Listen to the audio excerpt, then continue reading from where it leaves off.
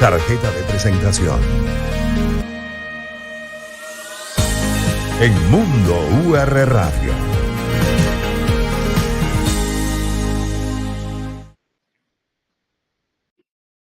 Una persona que uno quiere muchísimo y nos conocemos de toda la vida, a veces no es fácil, porque bueno, la objetividad periodística y esas cosas que uno le manda, Ricardo, distanciarte. Entonces, no, en este caso, olvídenlo, yo no me voy a distanciar, yo me voy a regodear en el cariño, en el amor y en el conocimiento que tengo de una persona que, bueno, que quiero de toda la vida, como es Eli Bravo. ¿Sabes, Eli? Tú sabes que tú no sabes lo que yo te tengo presente en la Universidad Católica, y tú me preguntarás, bueno, ¿por qué? Uy. Bueno, porque yo siempre le digo a mis alumnos que Eli Bravo en los años 90 revolucionó la radio en Venezuela, y de aquellas voces quizás un poco ampulosas, pues hizo que la radio fuera más normal, más natural, más coloquial, más cotidiana, más sabrosa. Así que bueno, ha pasado mucha agua debajo de ese puente y me encanta tenerte aquí con nosotros y hablar de tu vida y presentarte a los que ya te conocen, porque aquí te conoce todo el mundo. ¿Cómo estás, Eli? Qué gusto. Muy bien, muchísimas gracias por la oportunidad. Me encanta estar con ustedes. Sabes que yo voy a hacer ahora el camino a la inversa. Yo voy a empezar a hablar como un locutor ya a esta edad, a los 54 años, ya es momento que uno tenga voz de gente grande. Entonces, mira, tú sabes que entonces seguramente siendo tú, como has impuesto las cosas y has pegado las cosas, entonces vuelves a poner de moda las voces engoladas. Claro, vamos a ver cómo suenan ustedes como locutora, con una voz de locutora, por favor, Isabel. Y además estábamos rodeados de locutores. Mire, déjeme echarle el cuento. Yo conocí a Eli tenía 19 años en Radio Capital. Radio Capital. ¿Tenía pelo? Tenía, bueno, y yo más, yo sí tenía pelo, tenía por aquí largo. El cuento sabrosísimo, Eli estaba en Radio Capital y Eli era el muchacho que limpiaba los discos, Eli. Tú eres el muchacho que limpiaba los LP. Exactamente. Los viniles, y Mari Montes, Unai Amenábar y yo éramos los muchachos redactores que trabajamos con el maestro de su Romero Anselmi. Y bueno, ahí nos conocimos y fue, bueno, yo siempre digo que fue el momento particularmente más creativo y más loco de mi vida, más irresponsable en cuanto a lo político, porque ahí sí éramos políticamente incorrectos, y más divertido. Eli limpiaba discos, siempre le gustó la música, pero siempre ha sido muy buen periodista. Pero me gustaría, no sé, desde en aquel momento, ¿quién era Eli Bravo? ¿Cómo llegó hasta la radio? Y bueno, que nos echaras el cuento que ya sé, pero que la gente no sabe, cómo ese muchacho que limpiaba discos, pues llegó a ser la referencia de la radio de nuestro país. Bueno, qué felicidad conversar contigo, y ya al escucharte me transporto a esa Radio Capital 710, finales de los 80, en el programa Adán, Eva y la Culebra que hacíamos tú, yo y Mari Montes, porque era el momento en donde estábamos descubriendo lo que era hacer radio todos los días. Yo había tenido la experiencia de hacer un programa de fin de semana, un programa los domingos en la noche, pero un día Luis Muñoz Tebar nos ofrece esta oportunidad y dice, bueno, tú, Eli, haces el programa con Marisabel y con Mari. Y yo dije, bueno, perfecto, encantado. Qué irresponsable, qué loco. Qué loco darle a unos veinteañeros un programa de política. Bueno, pero yo creo que allí Lumute vio algo que nosotros no veíamos, precisamente por la juventud y la falta de experiencia. Él decía, vamos a traer unas voces que sean nuevas y otra visión sobre la política, porque además es importante aquí poner las cosas en contexto. El que menos tenía que ver con política era yo. Mari Montes cubría la Asamblea Nacional para la emisora. Tú eras redactora del noticiero y estabas a cargo de la redacción. Y yo era el muchacho que limpiaba discos y salía en Sonoclips. Entonces era así como, bueno, este es el que presenta videos, le gusta la música que hace ahí. Y fue muy sabroso porque surgió de allí no solamente una gran amistad, sino una pasión por la radio. Yo la primera vez que sentí que estaba haciendo radio en serio y que esto tenía una posibilidad de crecer fue allí en ese programa, que era a las 7:30 de la noche, de lunes a viernes, en Radio Capital. En ese momento la emisora AM más importante. Sí. Y yo había tenido algunas experiencias, había llegado a la radio además... bueno, con palanca. esa es mi historia. Yo entré allí porque mi mamá es muy amiga de Urania Lázari y de la familia Lebrón, Ujú. los principales accionistas de Radio Capital, y le dijeron un día, mira, Eli José está pensando estudiar comunicación social, ¿habrá alguna oportunidad para que haga algo? Y me abrieron las puertas de la discoteca para limpiar discos y llenar fichas, ¿no? O sea que mi entrada fue realmente por el principio. Como entramos Pero todos, de Eli. allí, de esa... Sí. Sí, así es. Y sabes que esa fue una gran escuela porque yo recuerdo mucho esos años y me encanta que los describes como unos años locos porque sí había yo una gran locura. Napoleón Graciani, quien era el Ujú. productor general de 104.5 y para mí uno de los mentores más importantes que he Mm. tenido en la radio, decía que en Radio Capital no hacían selección de personal, sino casting, porque todo el mundo era un personaje. Y Sí. era así, era gente muy peculiar. Por allí, por esos pasillos, uno tenía la oportunidad de conocer a las grandes figuras de la radio. Un poco lo que sucede Ujú. también hoy en día en Unión Radio, que se ha convertido en esta importante referencia radial. Pero cuando uno tiene 19, 20 años y tiene por allí a esta gente que va desde Sofía Inver hasta Napoleón Bravo, Adolfo Martínez Alcalá, Plácido Garrido, era para mí muy, muy impresionante. Y poder ser parte de ese staff, de ese grupo, fue fabuloso. Y yo recuerdo mucho esas noches que hacíamos radio y, bueno, después podíamos terminar en el tinajero de los helechos, Ahí por terminábamos el tirajero de los helechos, pues además hacíamos un programa de crónicas, yo siempre lo recuerdo, Ujú. Ricky, de crónicas periodísticas que se llamaba Enclave, que eran crónicas periodísticas muy duras, pero además leídas por voces maravillosas. Bueno, el ancla era Julio Mota, pero por ahí pasó César Miguel. O sea, uno escribiéndole a César Miguel Rondón, Ujú. uno escribiéndole a Iván Locher, y que ellos interpretaran lo que uno había escrito. Oye, eso fue un gustazo, un lujo, que yo hoy en día me pongo a recordar, digo, o sea, tal vez en el momento, Eli, no sé si te pasa, no teníamos conciencia de lo importante que era eso. Y ese programa, siendo nosotros unos carricitos, se ganó el Premio Qué Nacional de chévere. Periodismo. Y además, Así el es. Premio Nacional de Periodismo entregado por Carlos Andrés Pérez, cuando lo que hacíamos era tirarle piedras a Pérez, oh, culpa, mea culpa, sí, Mira lo tú. hicimos, pero sí, ese era Una, el Eran periodismo, otros pues. tiempos. sí, una cosa que yo les quería preguntar a ambos, porque primero se los digo, los admiro mucho y me parece que sí hicieron un cambio en la forma inclusive de expresarse en un programa de radio. Y Mari también, yo siempre se lo digo, tiene una forma muy distinta de comunicar, distinta a eso que se hacía mucho antes en radio, que eran esas estructuras acartonadas donde todo estaba como el locutor pronunciaba todas las palabras y todo se decía de una manera muy engolada. ¿Ustedes se dieron cuenta que estaban cambiando la radio cuando lo estaban haciendo? ¿Fue un No, proceso natural? Yo no me di no, cuenta. no, pero es que ahí tomo, Marisabel, lo que tú hablabas del no ser conscientes de lo que Sí, estábamos haciendo. Y no es que éramos unos no. inconscientes. Estábamos haciendo un trabajo a conciencia, pero no sabíamos el impacto que estaba teniendo en nuestras vidas y Ujú, podía tener en otras personas.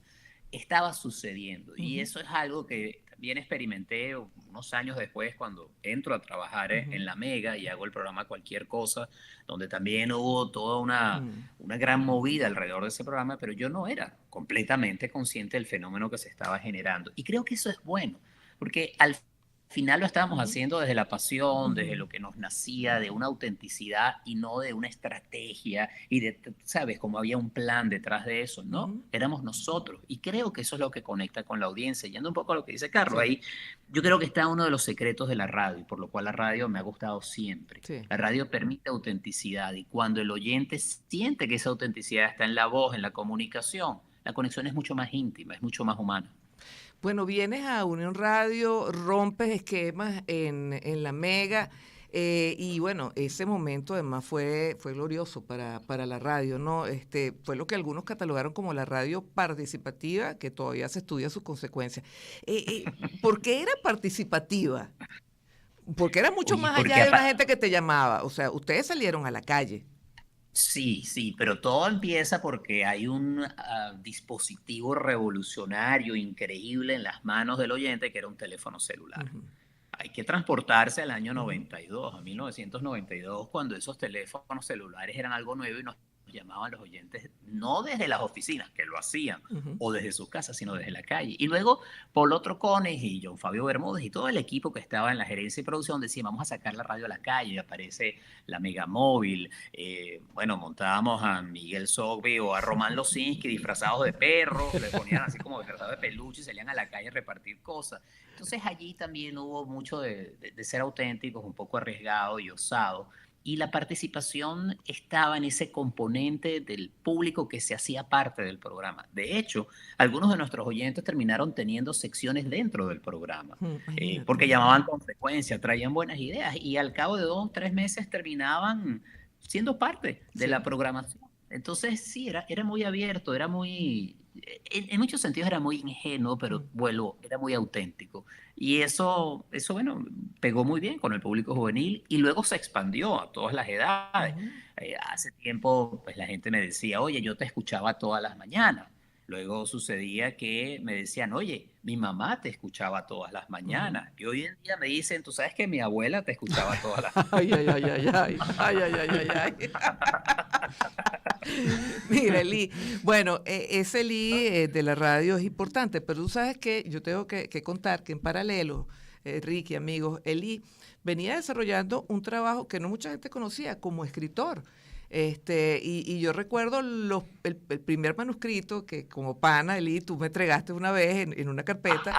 Creo que eran poesías y eran muy hermosas, pero no es sino hasta el cabo del tiempo cuando sales de la radio. Me encantaría que nos contaras ese capítulo, que compras un velero. Yo conocí uno, pero ese creo que no, ese no Ese no navegó. era. Ese no navegó. No, Otro ese velero no que sí era. te sale a recorrer el Caribe y bueno, allí te tomas muy en serio el tema de la escritura. Vamos al corte y regresamos con eso. Mundo UR Radio. Con María Isabel Parra. Circuito Éxitos. Tarjeta de presentación. En Mundo UR Radio.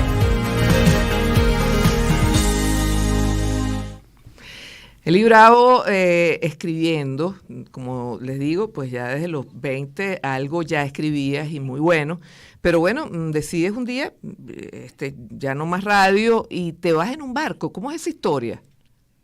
Bueno, era el año 92, Ujú. Mentira, disculpa, el año 2002, 2002. hubo aquí un lapso. Ujú. El año 2002 me divorcié, se terminó mi trabajo en Miami, el trabajo que hacía en People and Arts, y se abre la oportunidad de hacer un viaje de regreso a Venezuela. Mi plan era regresar a volver a la radio, a trabajar, a estar con ustedes en los estudios. Y como tenía un barco, decido hacer este viaje, buscaba con quién hacerlo, ya no lo iba a hacer con mi esposa, ya ex esposa. Y nuestro querido amigo Laureano Delgado un día me dice, oye, ¿por qué tú no haces ese viaje solo? Y yo nunca he navegado solo, Laureano, mira, tú eres muy osado, dale, tú vas a aprender ahí en el camino. Y fue así, pues por ensayo y terror aprendí poco a poco en el camino y llegué con mi barco a Puerto La Cruz. Y esa fue para mí una experiencia bisagra, porque me permitió entender mucho más lo que yo quería hacer y cómo quería desarrollar mi trabajo. Llegué a una Venezuela muy conflictiva a finales de septiembre del año 2002 y por circunstancias personales y también del país decido que pues, vuelvo a Miami por un tiempo y allí inicio pues, ya mi vida familiar, nacen mis hijas y pues, mi plan de regresar a Venezuela no se concretó. Pero de ese viaje salieron muchas cosas. Yo digo que allí está la semilla, por ejemplo, del proyecto de Inspirulina, que son radio en Venezuela. Tiene mucho que ver también con el trabajo que hago hoy en día como terapeuta, porque yo he dejado atrás mi identidad y mi carrera como periodista y locutor y hoy el trabajo que hago es en el campo de la psicoterapia y tengo mi licencia de terapeuta. Y de allí también surge este amor por el velerismo. Un amor además que, como esos amores de bolero, es un amor que me maltrata. Yo tengo un cuerpo cobarde. Entonces, cuando se menea en el barco, yo me mareo mucho. Pero fíjate tú que insisto tanto en ¡Qué esto. loco! A O sea, ver, te bueno, mareas y sigues insistiendo en la navegación. bueno, es que no te digo que es como un bolero, pues es que es un bolero, lo debería cantar Marimonte. Pero hay una cosa, fíjate tú, para que veas que uno insiste. Yo en enero de este año 2023, atravesé el Atlántico. Hicimos una navegación desde las Islas Canarias hasta las Antillas Francesas. Fueron 21 días a bordo con una tripulación maravillosa, 5 personas en un barco de 38 pies. Fue una experiencia inolvidable y mi cuerpo también terminó agotado. Pero mi corazón y mi mente felices, porque es que aquí hay una especie de desconexión que ya resolveré, será en otra vida, porque ya vine en este cuerpo y este es el sistema operativo que trae. Mira, pero el mar y las letras para ti como que vienen juntas, porque te has Bueno, inspirado estoy mucho en el mira, mar. Sí. Bueno, mira, aquí tengo, por ejemplo, mira, aquí está mi cuaderno de notas y estoy ahí tomando notas a ver si escribo algo en torno a esta experiencia. Y tengo ahí algunas ideas, ¿no? He estado un poco remolón con la escritura en los últimos años, me he dedicado a otras cosas, pero escribir es otra forma de expresión y ya me lo está pidiendo la mente y el corazón y el cuerpo de Y, no, escribir. y esa parte de hacer radio no te vuelve a llamar la atención. Es decir, así sea como un formato distinto a lo que hacías en cualquier cosa o en esos programas, no quisieras volver a un programa diario con eso lo que implica, ¿no? A un programa diario. Qué loco. Tú estás loco, Ya, chico. yo no- La gente que hacemos programas diarios somos Yo unos pensé que tú me locos. tenías aprecio. O sea, lo recuerdas como una época con mucha intensidad de trabajo, por eso no... Sí. Mira, yo disfruté enormemente hacer radio todos los días y para mí era una pasión y lo disfruté mucho, pero siento que ya es una etapa de mi vida que quedó atrás y no quisiera tener el rigor de un programa diario. Extraño de alguna manera la radio. Estoy aquí conversando con ustedes y me encanta hacer esto. Me gusta el poder comunicar y conectar con el público. Pero me gusta tanto lo que estoy haciendo Claro. ahora que como que no tengo esa necesidad. ¿Y Tengo un qué podcast. estás haciendo? ¿Consultas, uno a uno, Sí, terapia a la gente? O sea, sí. ¿cómo diste ese vuelco, Eli? Porque Me todo eso encanta. estaba ya desde esos años locos que hablábamos al inicio de Radio Capital, los años de estudio. Mi segunda opción de carrera cuando hice la planilla del CNU en aquel entonces, el Consejo Nacional de Universidades, mi segunda opción era psicología. Siempre me ha interesado y terminé la maestría de psicología hace un par de años y con eso tengo una licencia. Lo llaman aquí Marriage and Family Therapy, es terapeuta de familia y pareja. Entonces veo individuos, parejas, adolescentes, familias, o sea, un poco de todo. Y es fascinante porque me gusta mucho ese trabajo, el estar en consulta privada, con todo lo que implica.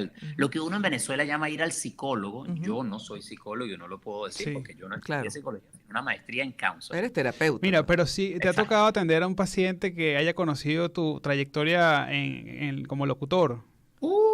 ¿Y cómo es ese Muchísimo. proceso cuando te ven y te citan y tú eres Eli? ¿Cómo es ese proceso? Bueno, ¿sabes qué? Es una muy buena pregunta y es muy divertido. Y allí yo tengo que primero estar muy consciente cuál es mi lugar. Y mi lugar no es esa persona que ellos conocieron y tratar de representar eso, sino rápidamente marcar Claro. la diferencia entre la persona pública que conocieron y a quienes ellos creen conocer personalmente, que soy yo, y el terapeuta que está enfrente, que está trabajando en un ámbito completamente distinto. Entonces, esa diferencia en mi cabeza la transmito rápidamente a las personas. Pero sí, claro, siempre hay como una familiaridad, te comentan cosas y mi estilo de hacer terapia es muy de participación y conversación y activo y a veces utilizo esas mismas historias o lo que me comentan en un contexto terapéutico, muchas veces. Temas que se trabajan, pues aparecen duelos migratorios, apego, muchas veces aparecen diferencias culturales, porque trabajo con muchos inmigrantes en Estados Unidos y hay como ese choque donde dicen, ¿te acuerdas cuando hacíamos tal cosa? Y entonces aquí viene el enmarcar esto, y sí, pero esta es otra realidad, ¿cómo la vas a manejar ahora? Entonces juego con eso, pero tengo que estar, el primero que tiene que estar consciente soy yo. O sea, no soy el locutor que estoy aquí sentado contigo haciendo terapia. Yo soy tu terapista, que sí, es cierto. Fui en una época como locutor y trabajé en ello, pero ahora estoy en otro, digamos, en otro trabajo. Pero tú sabes, Eli, yo no sé si tú compartes, dicen que todo lo que uno hace en la vida te llevan, en definitiva, como a un momento en el cual te hace clic todo lo que has hecho. Yo no sé si toda tu historia, desde el muchacho de Radio Capital hasta aquel que se fue en un barco por todo el Caribe, hasta desembocar en espirulina y finalmente en terapeuta, pues bueno, la vida te ha hecho clic, o sea, no todo lo de atrás quedó en el pasado, o sea, mucho de eso hay todavía en ti. Sí, lo que queda en el pasado es esa persona que fui o la identidad que tuve, pero lo que aprendí lo llevo conmigo, por Ujú, supuesto. Hay este famosísimo discurso que da Steve Jobs en la Universidad de Stanford, que él habla de lo que conectar los puntos y ver hacia atrás cómo no, la vida te trae al lugar en donde estás, al momento presente. ujú. Viendo en retrospectiva, conectar los puntos es posible. Y sí, yo puedo conectar todo lo que he hecho a través del tiempo y me trae al quien soy ahora y lo que hago ahora y lo que a partir de ahora me pondrán en un futuro, en otro lugar. Así es. Y entonces allí hay algo que es fundamental y me gusta esa pregunta, Marisabel, porque al final lo que trae un terapeuta, o lo que trae un locutor, o lo que trae un padre, o cualquier Ujú, persona, son sus experiencias de vida. Y entonces no se trata, sobre todo en el mundo de la terapia, solo el estudio o el conocer los modelos y la ujú, teoría, sino es al final cómo lo aplicas y de qué manera conectas con las personas. mm, Entonces allí, y vuelvo al comentario de Carlos, sí tengo una experiencia a través del tiempo en lograr conversación, en establecer rapport y sobre todo en escuchar, en aprender a oír. Y mm. entonces allí es en donde nace el vínculo o la alianza terapéutica bueno, que desarrolla y que tiene las características que son las mías. Por eso, así como no hay dos locutores que son iguales, pues no hay dos terapistas que No sean hay dos iguales. terapistas iguales. Mira, llegó el momento, ya estamos llegando casi al final, pero tenemos una sección con Ricardo Martínez Osorio que se llama En 3 y 2, así que Ay, prepárate. perdón, Ricardo, yo te estaba diciendo Carlos en toda la No te entrevista. Me quedo preocupes. No te preocupes. Ese es su alter ego. no, está bien, ¿no? Pero fíjate tú, hablando de que yo escucho mucho, bueno, me lo dijeron y se me pasó, discúlpame, No te No Ricardo. te preocupes. preocupes, Pero, como te digo, Carlos es su otro yo, Dale. con el traído. Preguntas que te ponen en 3 y 2. Con Ricardo Martínez Osorio.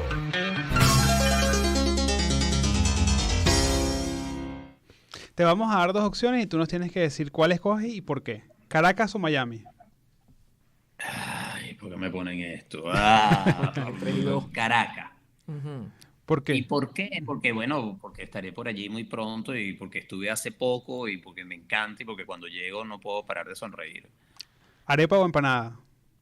Ah, esa está fácil, arepa. Sí, Cualquier... aunque mira, algunas empanadas, perdón, Ricardo, Sí. algunas Te empanadas vi, fabulosas, déjame sí. decirte. Así que, Así es. no, Te arepa, vi, arepa. te vi en tu Instagram. ¿Cualquier cosa o inspirulina? Silencio. Inspirulina. Cualquier cosa fue muy divertida, pero Inspirulina me abrió el mundo que tengo hoy. Ajá, esta te va a poner más en aprietos. ¿Mega o éxitos?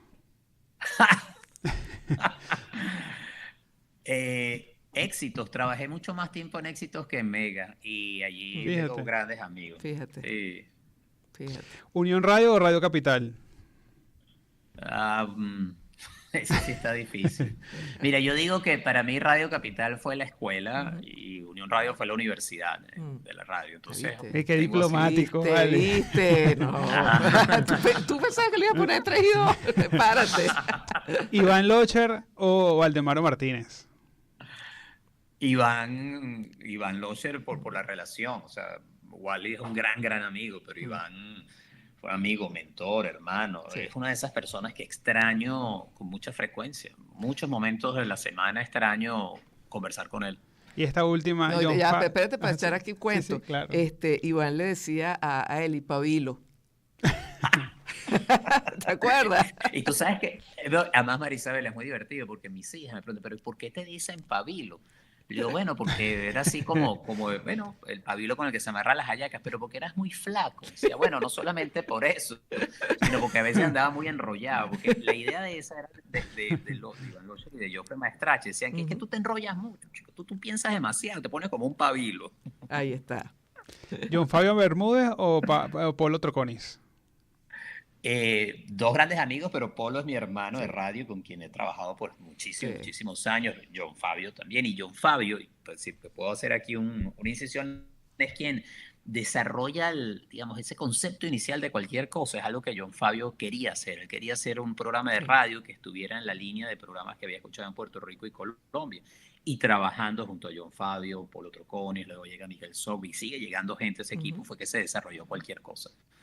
Mira, tú sabes que yo una de las, también de las tantas cosas que me encantan de Lee, que me trae muy buenos recuerdos, es que Lee nos dejó muy buenos amigos en ese momento. Por supuesto, Polo Troconis es la primera herencia de Lee. Polo, nos hicimos muy amigos en la Guerra del Golfo, que Polo me llamaba a la medianoche para ver cómo habían atacado Irak. Y él estaba en Radio Caracas Radio y nosotros en Capital. Y por supuesto Miguel Sobi, que bueno, gran amigo, y todos esos eran amigos de Lee, heredados luego por nosotros en el transcurso del devenir de la radio.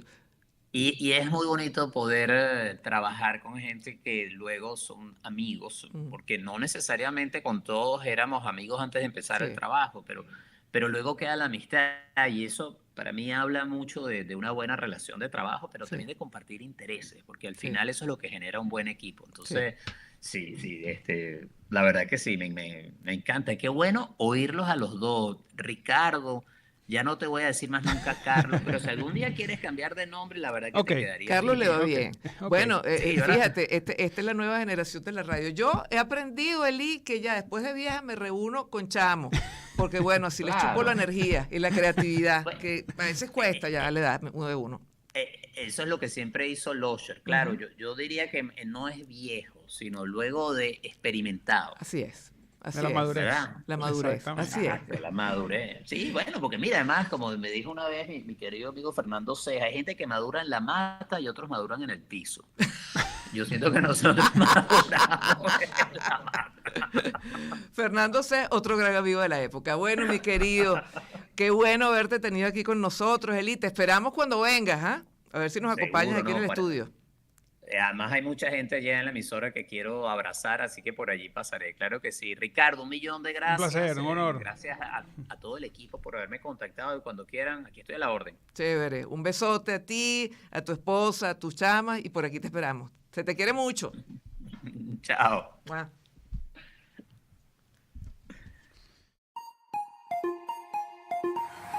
Mundo UR Radio con María Isabel Parra.